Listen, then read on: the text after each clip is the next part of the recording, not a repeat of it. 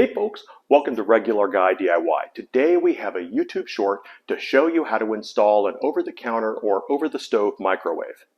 Yesterday, Thanksgiving Day, things got a little bit out of hand as we were flambeing pineapple to go on top of the ham. Very good, by the way. And the microwave that was mounted above the stove didn't really like being tickled by the flames, even with the exhaust fan on. The result, well, when you turn the microwave on, the exhaust fan was spinning at high speed, just absolutely out of control, making this loud whirring noise. Whirring. Anyway, this morning, nothing. The microwave is absolutely dead. So, as you can see, I've already pulled out the old one and I'm going to pop the new one in. It's a real simple process. You only need a couple of tools, screwdrivers, wrenches, depending on the make and model of your microwave. And it's good to have a second person to help you lift it into place. I'm going to kind of cheat it a little bit, but don't try this at home. So, let's go.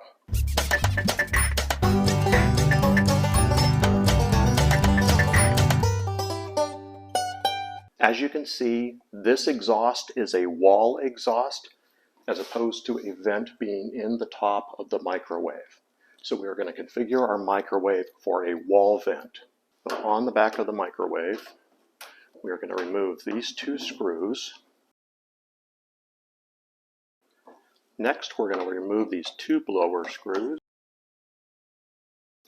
Next, I'm going to disconnect the electrical connection.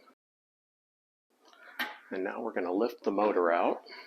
You're going to spin it around. So now you can see that the fan is facing toward the rear. Going to be exhausting here. And we're going to plug this back in. You might be saying, well, why didn't they do that in the first place? This is so it'll be rear exhaust. There are types that can be ceiling exhaust, and this is the way that this one was configured from the factory. Next, we're going to use some snips. With both of those out, we're going to put the blower screws back in. If you haven't already, install your damper assembly. If you have a new one that came with the microwave, I would put that one in. Next, using a stud finder, like this one. That one doesn't seem to be working. You want to locate the studs on your wall, and that's where you're going to install lag bolts for your rear support.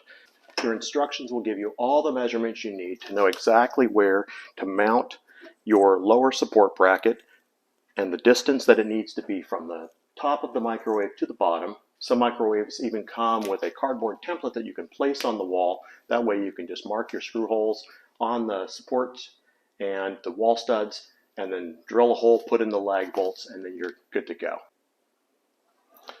Okay, so here we go.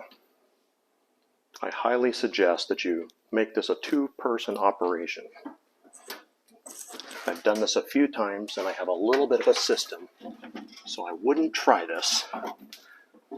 I said a little bit of a system.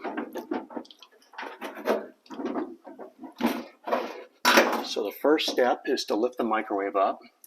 Make sure it's seated on the back bracket. Now, I'm going to feed the electrical cord through the cabinet.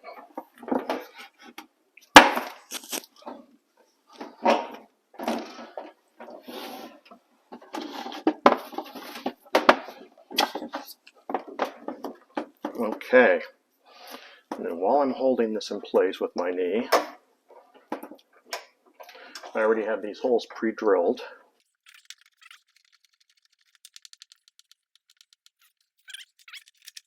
Now that I have one bolt holding, the other one threaded.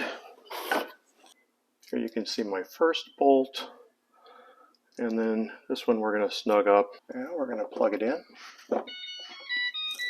And you can tell from the sound, we're back in action. Now we have the new microwave installed, just like nothing ever happened. Thanks again for watching Regular Guy DIY. You got this.